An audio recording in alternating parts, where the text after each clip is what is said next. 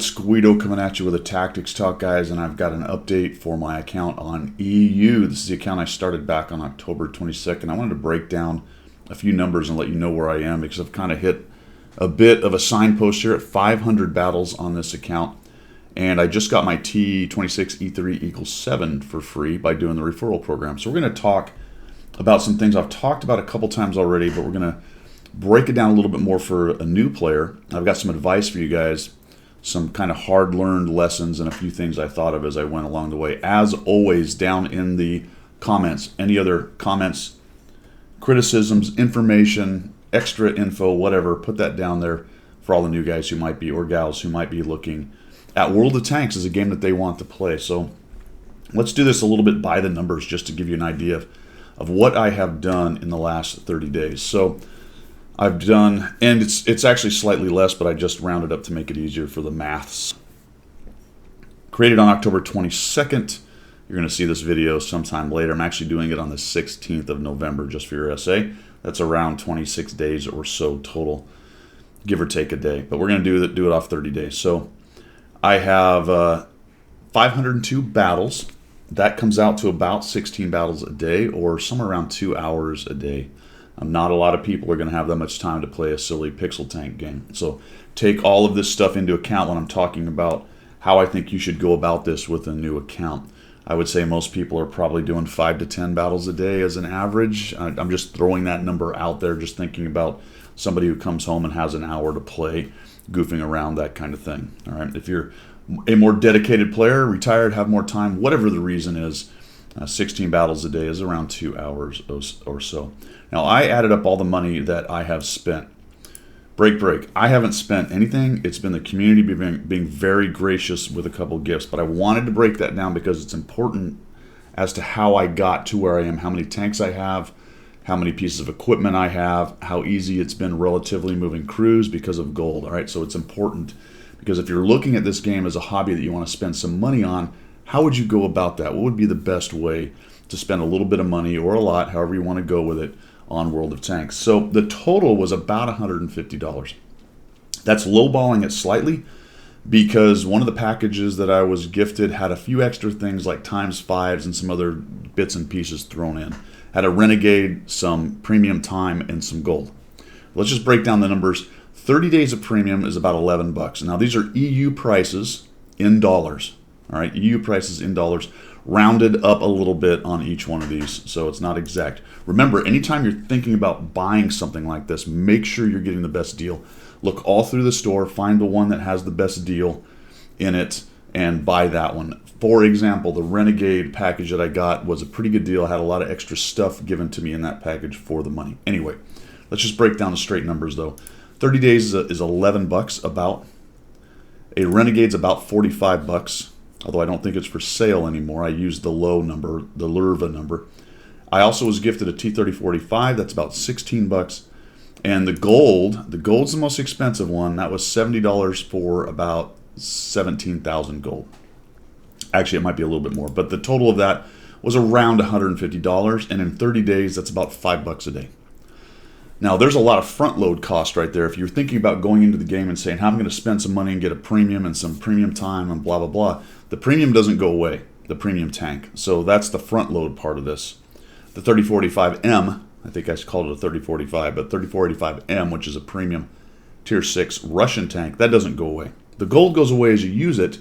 The premium days go away as the days tick away. But the premium days were only 11 bucks. And as I looked at this and thought about it, I thought about the journey here up to 500 battles, how things have gone, what's been the greatest benefit to me.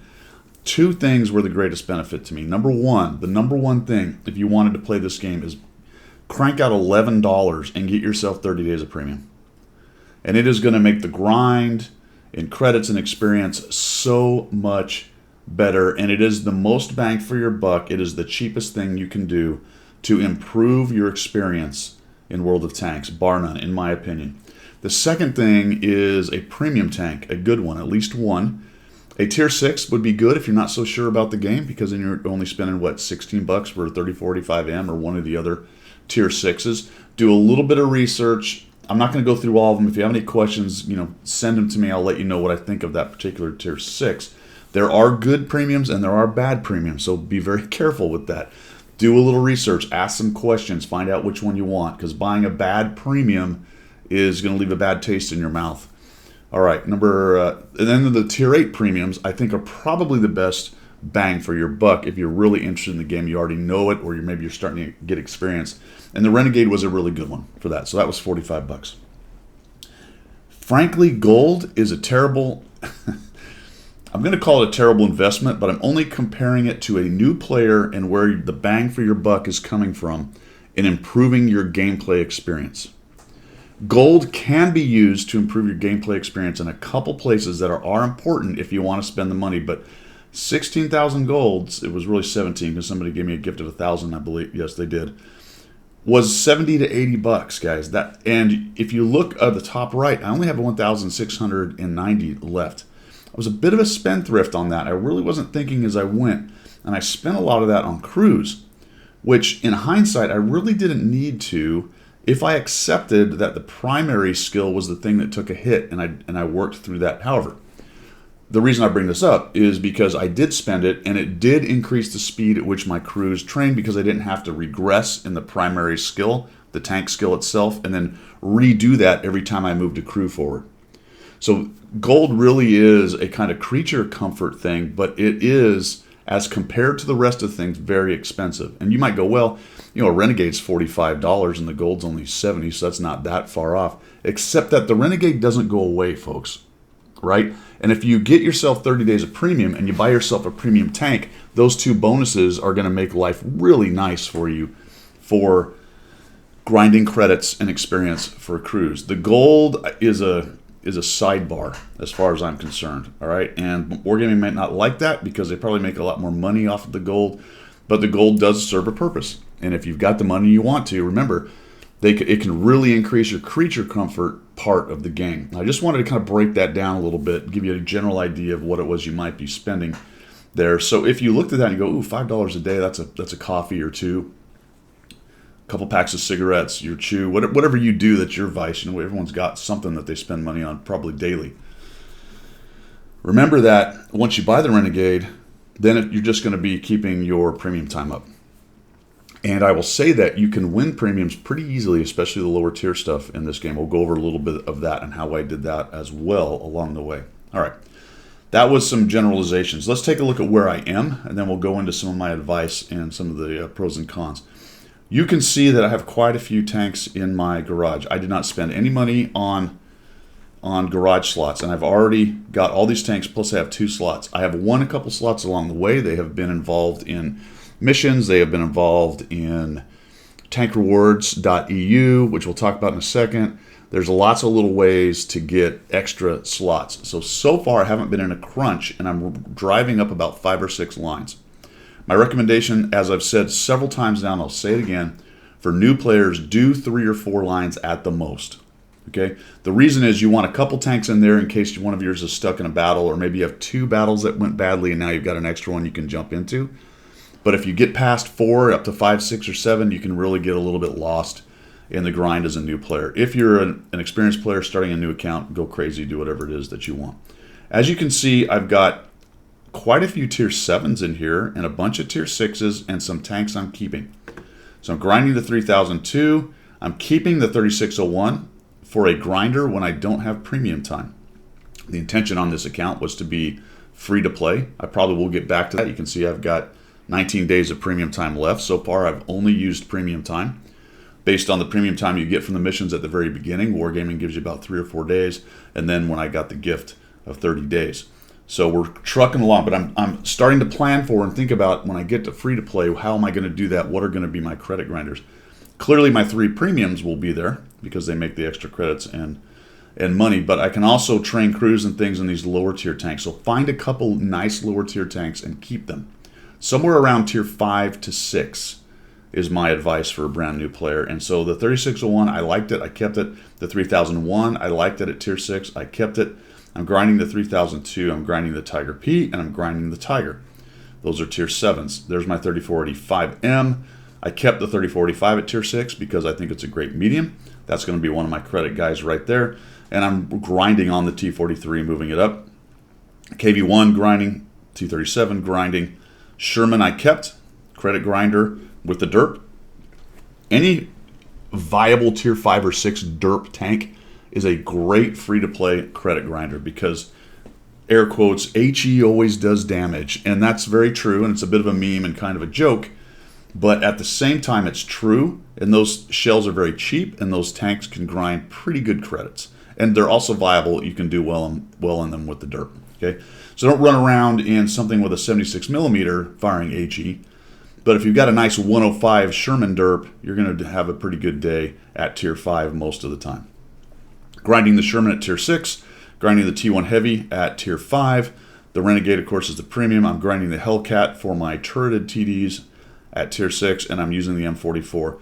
Just as a side note, I am almost done with the Arty missions for the Stug in just the M44 and not very many battles. I'm telling you that the Arty missions are very, very easy. So that is where I am. What does it look like service record wise? I'm holding a 55.38% win rate.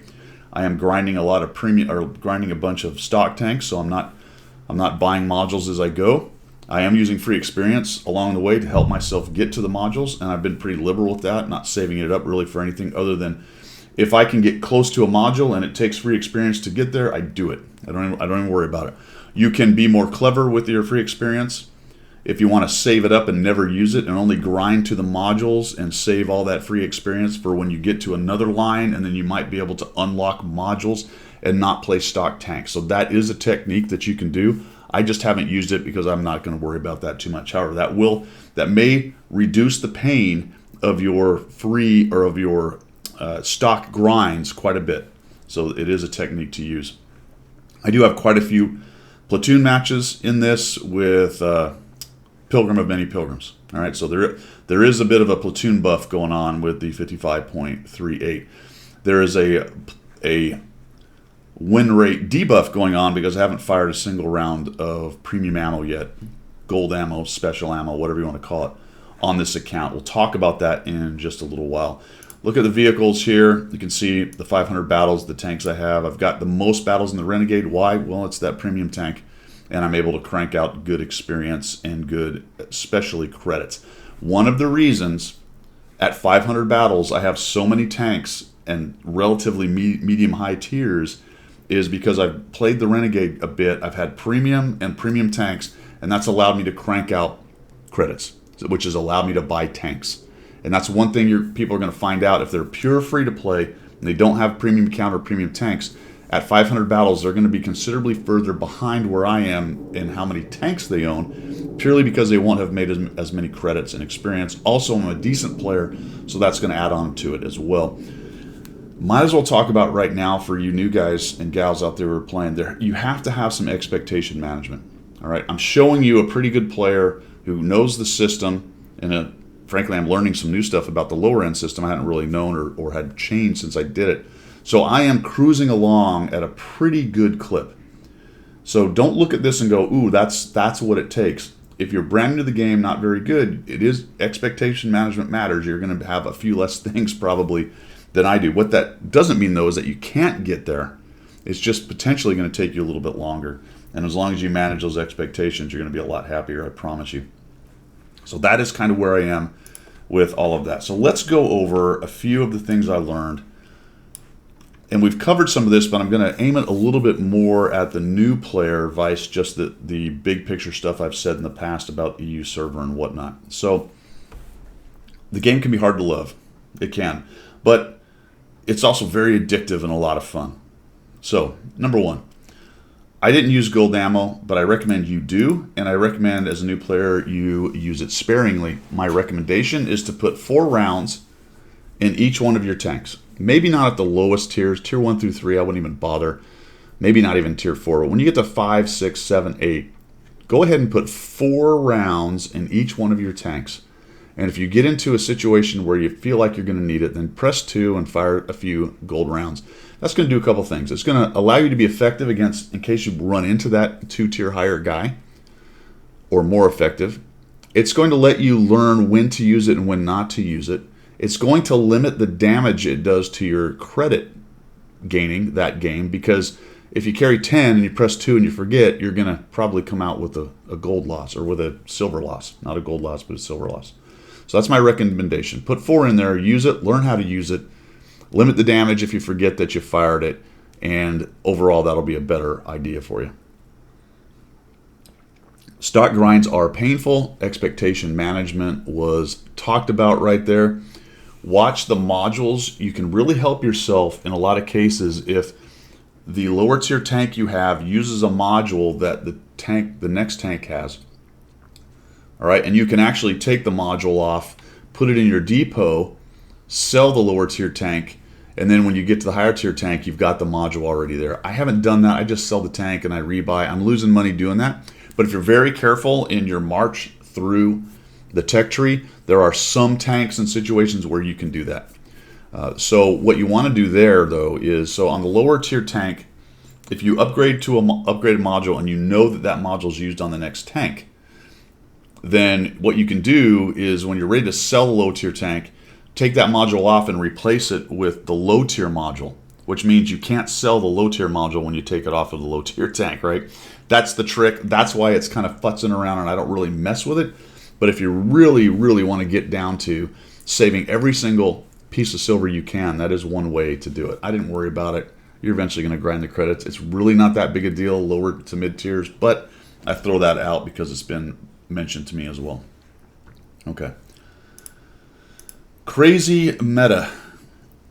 I've been talking about EU being a crazy meta, but just forget that for a minute and just learn the meta on the server that you're on. Try to pay attention to where people go with what kind of tanks. Watch videos, platoon with a better player, ask questions, check out my videos on how to do it, check out all the other CC's videos on how to do it. You might want to lean towards CC's that are on the server you're on, although the language comes into effect as well. If they're English or whatever language you're more comfortable with, there's lots of ways to do it. Watch streams. You don't have to spend a whole lot of time doing it, but a quick Google search on where to go on whatever map or things like that, you can pretty much quickly come up with an idea of a generalization on where you want to go. As you start to learn the maps, that's going to make your gameplay much better. Bad crews are a thing. Expectation management comes into effect again. I'm going to give you some skills that you're going to want to try to prioritize. First of all, you want brothers in arms on every one of your crews, period, dot, end of sentence. How you go about that, there's two ways, really major ways to do that. Number one is you can front load it and you're just going to do brothers in arms first, and that sucks because for that first skill, there's no real bonus of any kind you get until brothers in arms is 100%. I guess there's three ways, really. The second way is to do something in the first slot, get a few skills going that work, and then do brothers in arms in the second slot, but that'll take longer to get your brothers in arms. The third way is using gold, and that is to put something you can use in the first slot. When they go to 100%, swap them out, put them brothers in arms, and then start on something else. I mean, I guess you can, there's lots of ways to do it. Lots of ways to do it. That uses gold. That's why I don't really recommend that way. Reference earlier when I talked about how much gold I've burned through doing things like that. But if you've got the gold and the money, then you can go ahead and do so. All right. Cool. That's what I wanted. Brothers in arms, yada yada. No equipment. Equipment is really important in this game. I would recommend when you buy a new tank that you grind other tanks to fully equip it before you start playing it. It's just going to be a more comfortable tank, especially as a stock tank, than if you just go, you know, whatever, I'll jump in it and go. I did that. I played quite a few tanks with no equipment, with one piece, two piece, blah, blah, blah. I didn't care. I was able to get through it.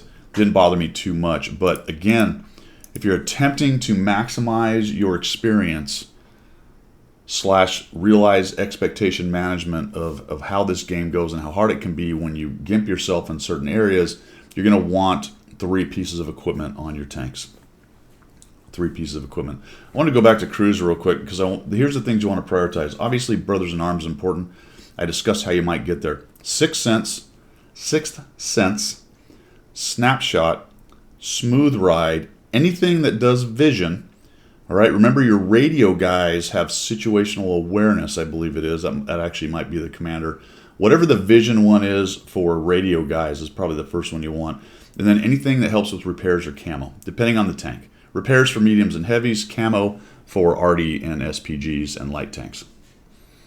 That's just a big generalization. There's other good skills, but those are really probably the ones you're going to want to prioritize. All right. You're going to have little camo when you start, meaning camo for your tanks. Remember, you can put camo on the hull, just on the hull, and you get your whatever percentage it is bonus. So when you're buying camo pieces, just buy one piece for the hull. Remember, you have to do that for each season as well. And then look for missions and things that give you camo. I have 3 or 4, I think, camo styles that I just chucked on.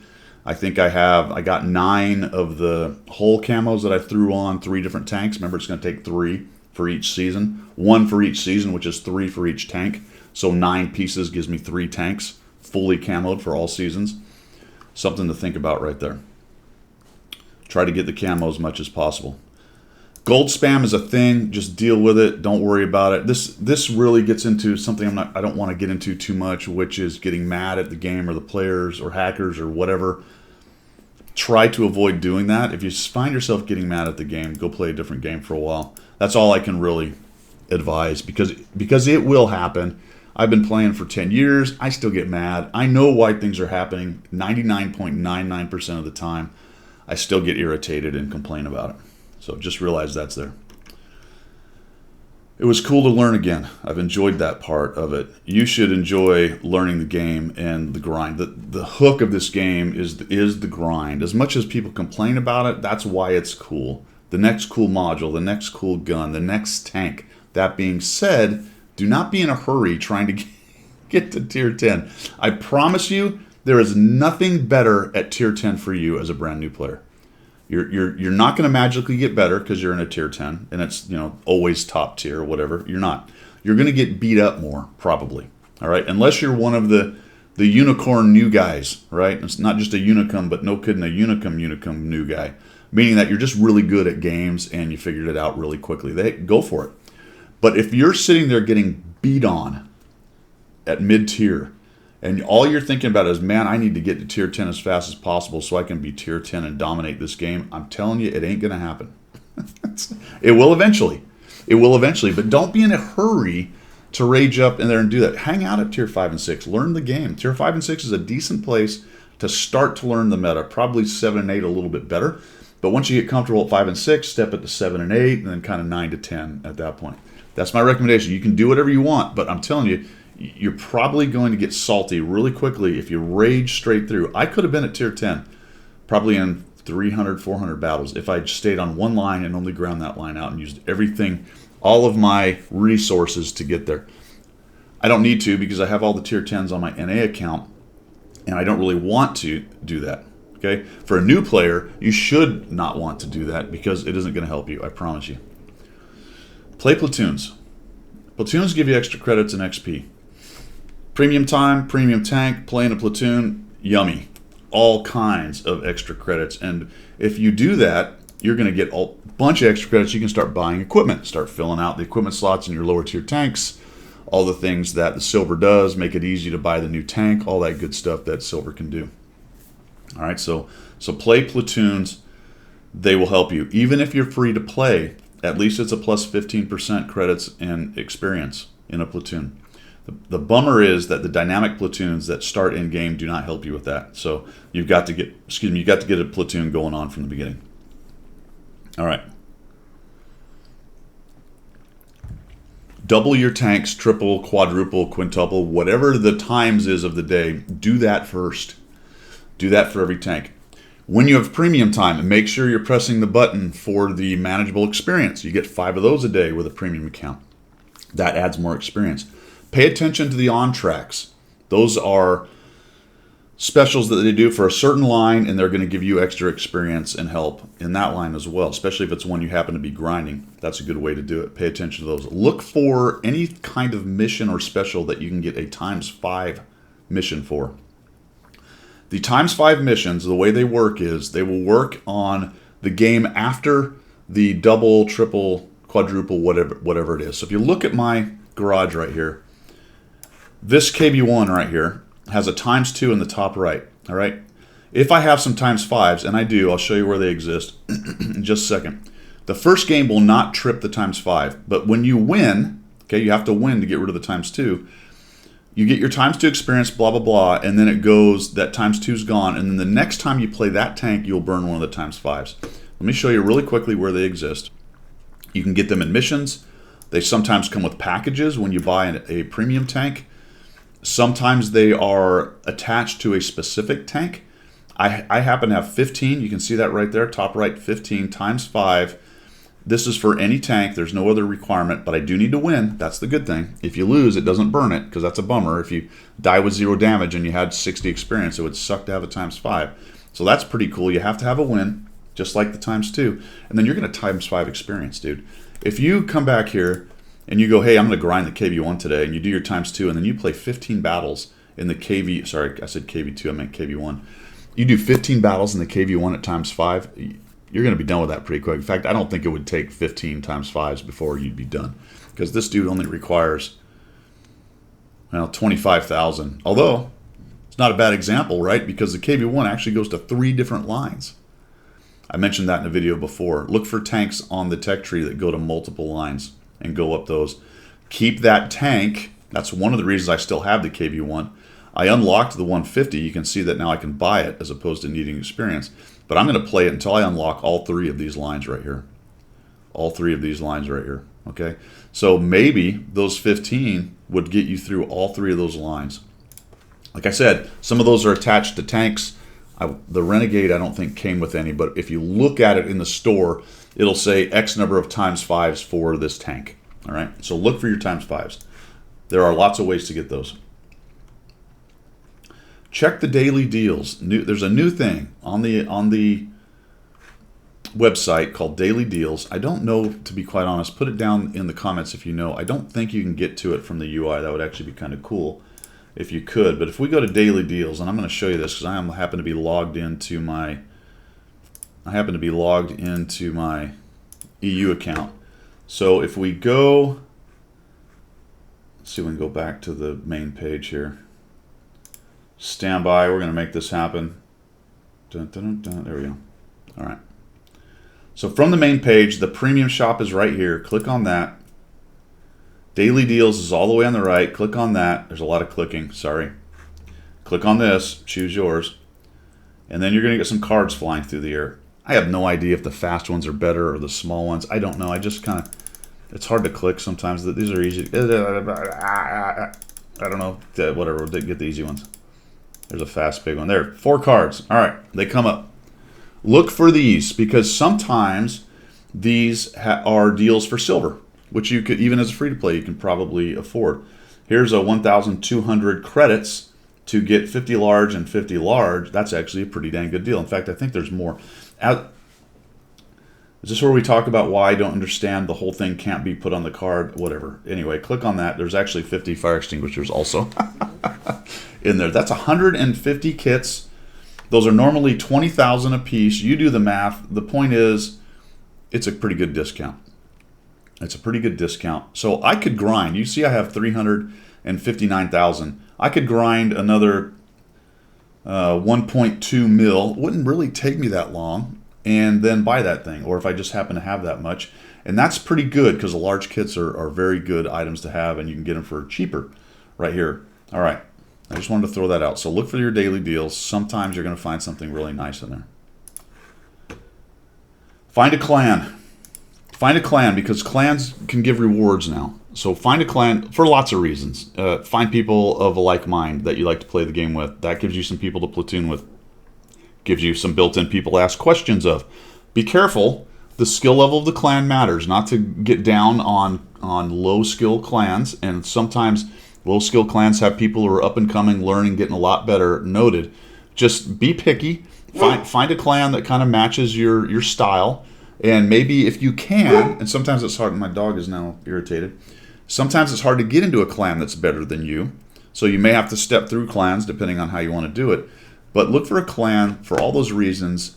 Get better, someone to platoon with, somebody to ask questions of, and also and in addition to, at this point, clans have extra bonuses and they can actually distribute good stuff out to their players. So that's pretty cool. Also, the clan is going to give you the doorway into the competitive stuff like clan wars, advances, other things where you can get more bonuses. All right, so think about a clan. Even if you're the lone wolf, give it a thought. Clans have different requirements. Some of them are quite stringent on how much you have to play. Others are not. Like I said, you're going to have to go ahead and do it within your own desire as far as what you're looking for in a clan. But don't discount them right off the bat. Last but not least, get yourself a referral. Find an experienced player, especially if you have a new account. And there are certain rules for whether you can do it, but it's down here, and this is where I got my Eagle 7. So I mentioned it earlier in the video at the very beginning. I said we'd talk about it. The referral program allows you to, as you're grinding, the end of it, you can get a tier 6. I'll show you here. Here's the Eagle 7. A tier 6 or 7 premium tank for free. I mean, that's a great deal. It's a great deal, and it's not that hard.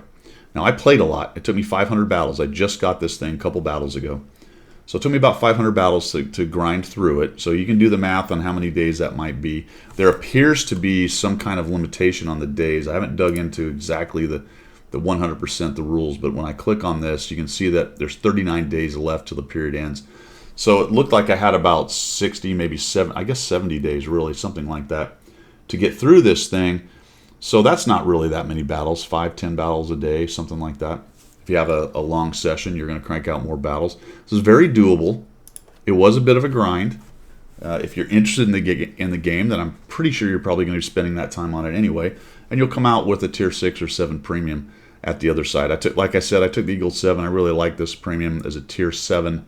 It's a down-tiered Pershing, which is pretty cool. In this game, most of the higher tier holes they've down-tiered and put into the premium aspect of the game usually has a worse gun than the tier 8 are pretty good tanks because they're already tier 8 level holes down-tiered a little bit. You're not going to have the best gun on it, of course, like the tier 8 would, and they're usually slower, maybe a little less armor, that kind of stuff, but they really do pretty well in the lower tiers. The ones you got to watch out for are the up-tiered, the tanks that are a lower tier and they've been tiered up.